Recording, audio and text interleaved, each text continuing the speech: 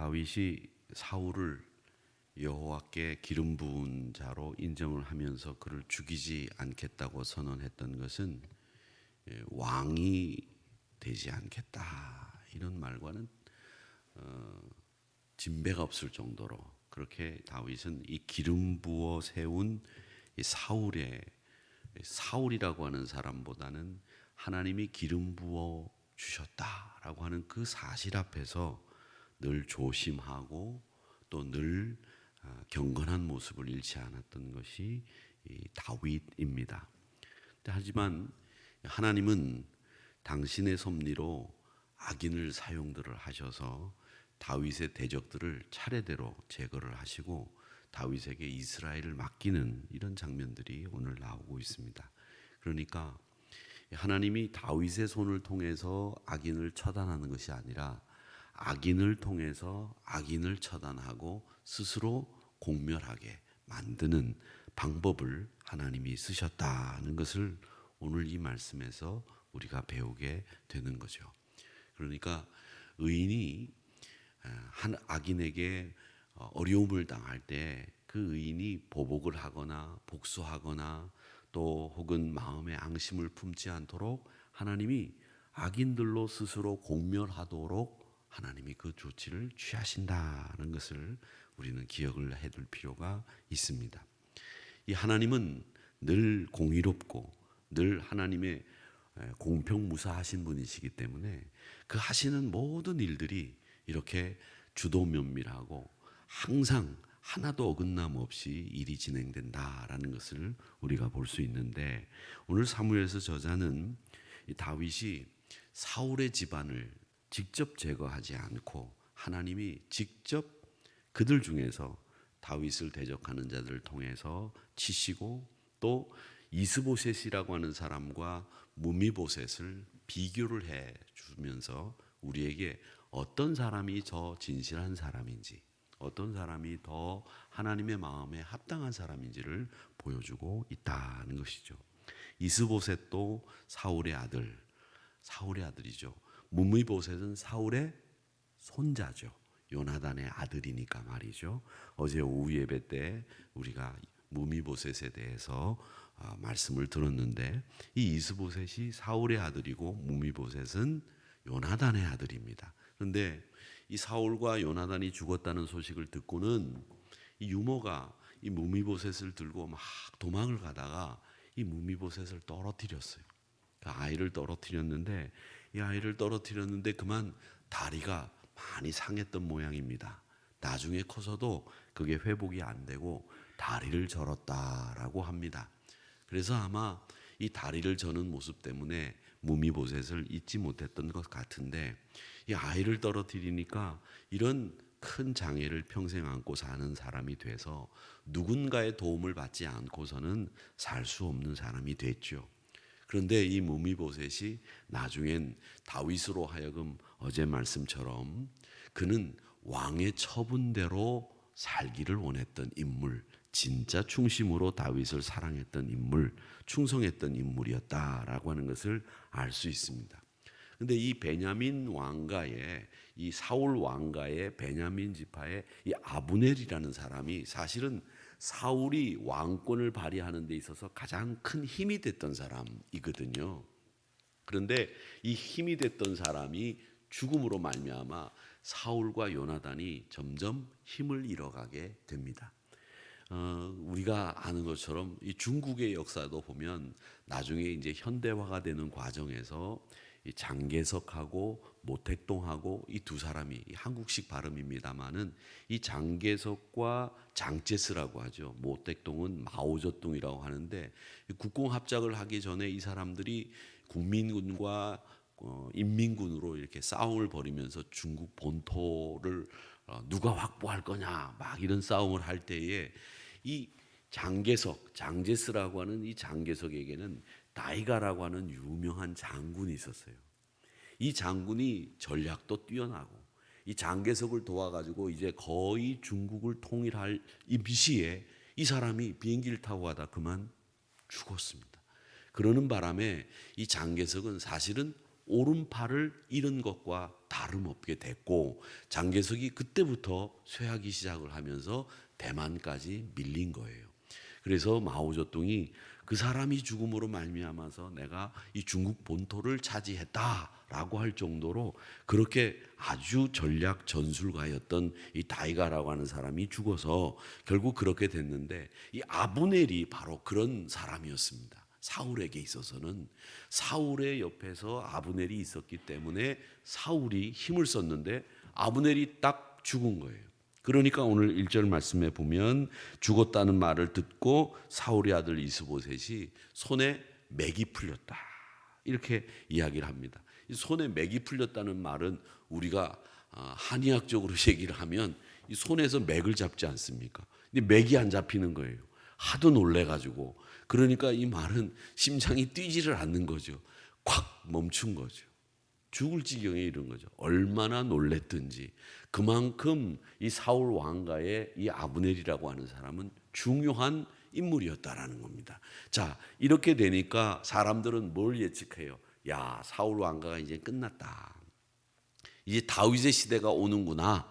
이렇게 생각을 하면서 그동안은 기회를 보던 이 레갑이라고 하는 사람과 바하나라고 하는 사람이 기회주의자로서 기회를 틈타서 자기가 다윗에게 공을 얻을 수 있는 행동을 한 거죠. 그게 뭐냐? 이스보셋을 살해하는 겁니다. 그래서 그 이스보셋의 머리를 들고 가서 다윗에게 인정받고 싶어 하는 행동을 하게 됐다라고 하는 거죠. 이게 바로 비루한 사람들의 모습입니다. 5절부터 8절까지 나오는 그의 모습들을 보세요. 그동안은 가만히 있다가 이제는 힘이 저쪽으로 쏠리게 되겠구나 생각하니까 힘 있는 편에 얼른 가서 줄서기를 하는 거죠. 그 줄서기를 그냥 할 수 없으니까 사울의 아들 이스보셋을 죽여서 그 머리를 들고 가서 줄서기를 하는 겁니다. 여기 이 기사가 두 번이나 나오는 것은 이 숫자 둘이라고 하는 것을 사용함으로 해가지고 이스보셋이 다윗에 의해서 죽은 것이 아니라 그 부하들에 의해서 무가치하게 죽었다고 하는 것을 강조하기 위해서 두 번이나 이 바하나라고 하는 사람과 레갑이라고 하는 사람의 이름을 등장시켜서 이스보셋의 살해 소식을 들려주고 있는 거예요. 이 비루한 사람들, 천박한 사람들, 기회주의자들이 이스보셋을 죽임으로 말미암아 다윗 편에 설 수 있을 거라고 생각했던 그 악한 생각을 그대로 우리에게 보여주는 거죠. 벼슬 째는데 낮잠을 자다가 살해를 당하고 목을 베었습니다. 하나님이 이 두 명의 악한 사람을 통해서 다윗의 원한을 또 사울과 그 후손들에게 갚아주시는데 이 다윗의 처신을 보십시오. 다윗이 어떻게 했느냐? 뭐라고 얘기를 합니까? 이렇게 이야기합니다. 사울이 10절입니다. 죽었다 하며 그가 좋은 소식을 전하는 줄로 생각하였어도 사울을 죽여가지고 사울이 죽었다는 소식을 다윗에게 전함으로 자기가 다윗에게 인정받을 수 있다고 생각을 하고 갔다가 죽임을 당했다. 너희들도 똑같이 그렇게 죽이겠다라고 하는 거죠. 여러분, 적을 배신하고 나에게 다가온 사람이 나에게 충성할 거라고 생각하는 것은 아니다라고 하는 옛날 이야기. 그 이야기가 그대로 들어맞는 이야기가 바로 오늘 말씀입니다. 여러분, 누군가에게 배반했던 사람이 나에게 와서 충성한다? 그런 일은 없습니다. 또 내가 힘을 잃고 또 내가 실각을 하게 되거나 내가 쫓겨나게 되거나 다윗처럼 왕궁에서 비를 맞으면서 아들에게 쫓기는 그런 신세가 되면 역시 그 상황에서 다윗에게 칼을 겨눌 사람이 이 바하나와 레갑이라고 하는 사람이라는 것을 보는 거죠. 여러분, 한 번 충성한 사람은 끝까지 충성하는 거고 한 번 배반한 사람은 또 배반하게 되어 있다라고 하는 것을 우리에게 보여주면서 다윗은 사울 왕가를 처단한 그 바하가와 레갑을 처형합니다.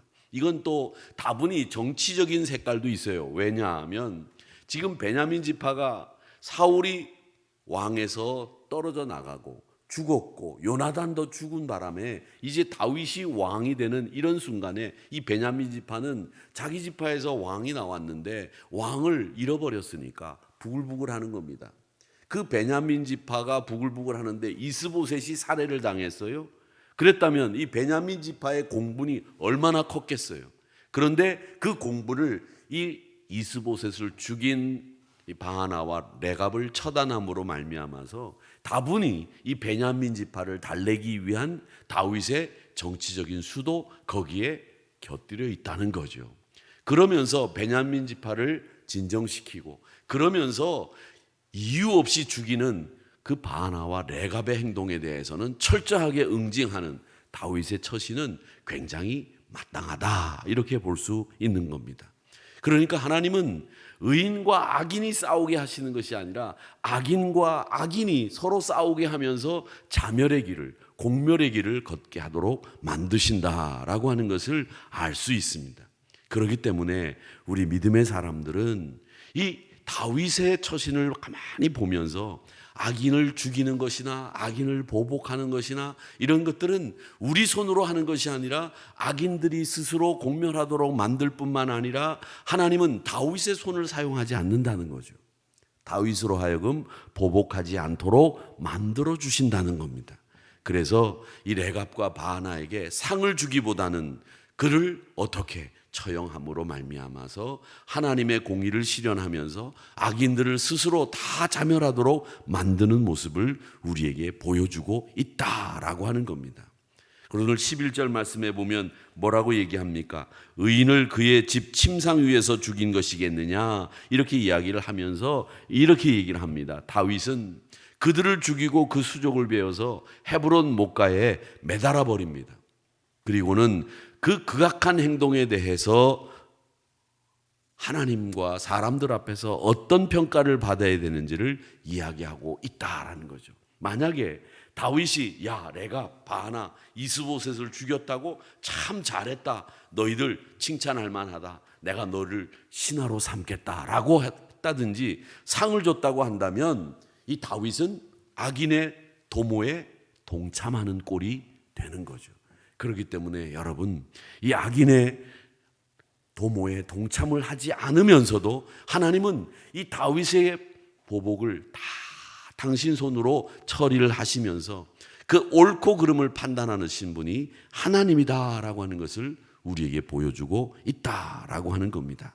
그래서 이 다윗은 오직 하나님의 뜻, 오직 하나님의 섭리, 오직 하나님의 은혜로 내가 여기까지 왔으니 앞으로도 하나님의 은혜로만 살겠습니다 라고 하는 행동을 하면서 악인의 도모에 동참하지 않았다라고 하는 겁니다. 이 믿음의 사람들은 악을 악으로 갚을 필요가 없습니다. 그건 하나님이 다 알아서 하시는 겁니다. 그렇기 때문에 다윗처럼 우리 믿음의 사람들은 세상의 방식대로 이익 도모하지 마시고요, 보복하려고 하지 마시고 하나님 보시기에 늘 의로운 것을 선택하는 세상사, 그리고 여러분의 삶의 양태가 되기를 주님의 이름으로 축복합니다. 그 사람이 어떻게 하든 또 그 사람을 통해서 하나님이 어떤 역사를 베풀어 가실지를 하나님은 다 알고 계시거든요. 그런데 우리가 분하게 생각하거나 악한 행동을 하거나 악인의 도모에 동참을 하는 이런 어리석은 일을 해서 그 악인들의 행동에 동참을 함으로 우리도 그런 일을 저지르고 마는 것 결코 좋은 일이 아니다라고 하는 것을 우리는 꼭 기억하셔야 됩니다. 그렇기 때문에 우리 세상 힘 의지하지 마시고 하나님 힘 의지하시기를 축복합니다. 세상의 모든 것들이 세상 힘으로 돌아가는 것 같지요? 절대 그렇지 않습니다. 세상 힘은 다 넘어지게 돼 있습니다. 여러분 보세요. 뭐 세상에 이런 일이 있나 저런 일이 있나 싶은데 보니까 그 사람의 행동을 누가 얘기합니까? 그 사람의 행동을 누가 얘기하냐면 누가 알아내려고 알아내는 게 아니에요. 손주가 얘기하잖아요. 나와가지고 우리 할아버지 벽장에는 돈다발이 얼마나 많은지 모른다고. 누가 얘기했어요? 우리가 알았습니까? 몰랐어요. 벽장 속에 돈다발이 얼마나 있는지, 돈가방이 얼마나 있는지, 사람들이 오면 돈을 얼마나 주는지, 그 사람 돈 잘 주기로 유명한 사람이고, 그 옛날에도 돈 잘 주는 걸로 신하들이, 그 밑에 있는 부하들이 얼마나 많았습니까? 아주 사나이다운 사람 아닙니까? 그런데 그 사나이다운 그 기질을 버렸겠어요? 그 사람이 안 버렸을 거라고요. 근데 그 돈이 요즘은 어디서 나올까 생각했는데 벽장 속에 있다는 얘기가 나왔잖아요. 근데 그 누구 얘기했어요? 다른 사람이 얘기 안 했어요. 지 손자가 얘기했다고. 세상은 그렇게 되는 거예요, 여러분. 세상은 다 누가 하려고 하지 않아도 그 안에서 다 나오게 돼 있는 것이고, 하나님은 그것을 통해서 다 갚아나가기 때문에 우리가 굳이 뭐 가가지고 복수하고 보복하려고 하지 않아도 하나님이 다 시간이 지나면서 공평무사하게 일을 처리하시고 있다라는 겁니다. 여러분, 저는 그분이 어떤 일을 했든지 뭐 이런 거 상관하지 않습니다. 그런 거 상관하지 않는다는 말은 뭐 책임을 묻지 않는다, 그 일이 좋은 일이다, 이런 뜻이 아니고요. 보세요. 하나님은 자기가 한 일은 제일 정말 가슴 아픈 일을 당하잖아요. 어떤 일을 당해요? 지 손자가 할아버지한테 칼을 들이대는 일을 당하고 있지 않습니까? 이런 일이 어디 있습니까? 세상에. 가장 자기를 보호하고, 사실은 자기 제사상 차려줄 아이라고 생각하고 귀여워했겠죠. 그랬는데 제사상 차려줄 아이가 아니라 자기 목에 칼을 들이대는 사람이 되고 말았으니 이게 무슨 말이냐는 거예요. 여러분, 그렇습니다. 그렇기 때문에 인생은 세상 힘 의지하지 않고 하나님 의지하고 사는 것이 가장 합당한 방법이다라는 것을 우리가 알게 되고, 인생이 세상 힘을 의지하면 그 끝에는 항상 허무함만 남게 되어 있습니다. 허무함. 그래서 항상 믿음의 사람들은 내가 힘이 없을 때 어떤 일을 당할 것인가, 또 힘이 없을 때 사람들은 나를 어떻게 대할 건가, 이런 것들을 예상하셔야 됩니다. 그리고 그 예상 끝에 사람들을 의지하면 실망하게 돼요. 그리고 야, 이럴 수 있나? 제가 나한테 이럴 수 있나? 이런 생각하게 될 거 아니겠습니까? 그러니까 미리미리 준비해야 됩니다. 미리미리. 지혜로운 사람들은 미리미리 준비를 잘 해야 됩니다. 우리 여기 부목사님들이 계시지만 나중에 제가 은퇴하고 난 뒤에 아무것도 없고 힘없고 어디 불러주는 데도 없는데, 제가 여기서 우리 부목사님들한테 너 잘해 인마, 너 그 따위로 하면 내가 가만 안 둬, 맨날 이런 식으로 했다가 나중에 힘이 없어지고 난 뒤에 불러주는 데도 없는데, 야, 이다일 목사 너 목회하는데 거기 가서 나 설교 한번 하게 해줄래? 이렇게 했다고 한번 해봅시다. 이 목사가 그걸 허락하겠어요? 목사님, 아이스당초 생각하지도 마십시오. 뭐 은퇴하고 집에서 잘 계시지 뭐 여기까지 오시려고 합니까? 이렇게 얘기해 버릴 거라고요. 이 목사가 뭐 그런 인격의 사람은 아니지만 그거 되겠습니까? 지금 제가 은퇴하고 난 뒤에 나를 불러줄까 노심초사하는 마음으로 지금부터 준비를 잘 해야 되는 거예요. 여러분, 웃지 마세요. 이게 우스운 얘기지만 세상사는 다 그렇게 돼 있다는 겁니다. 그렇기 때문에 여러분, 세상 힘 의지하지 마시고 하나님 의지하는 것은, 그리고 세상 끝은 세상 힘 의지하면 허무해져요. 그렇기 때문에 어떤 힘을 의지해야 되는지 그걸 분명히 알아야 되고, 또 그 끝에 허무함이 우리에게 찾아올 때를 대비해서 미리 우리는 잘 처신하고 지혜롭게 행동하는 것, 그게 하나님을 믿는 성도들의 바른 처신이다 생각을 합니다. 아무리 어떤 일을 해도 이 세상에 있는 것들은 흔적도 없이 사라지고 맙니다. 남는 것은 하나님 한 분밖에는 남는 분이 없습니다. 그 힘이 남는 것이고 그 힘을 의지한 사람이 결국 승리한다는 것을 보여주는 이 악인은 스스로 공멸하게 된다는 사실, 이 말씀을 통해서 우리는 배우면서 이 다윗의 처신이 정말 기가 막히다라는 것을 우리는 배우게 됩니다. 이게 쉽지 않은데, 우리가 들을 때는 쉬운 것 같은데 이게 쉽지 않은 일이다, 행동이다라는 것을 아시고 이 다윗과 같이 항상 보응하거나 보복하거나 또 하나님 앞에서 세상 힘을 의지하는 어리석은 모습 보이지 않고 하나님 의지하고 하나님 뜻대로 하나님 은혜대로 살면서 섭리를 따라 움직이는 믿음의 행보를 잘 감당하시는 복된 하누리 성도님들이 다 되시기를 주님의 이름으로 축복합니다.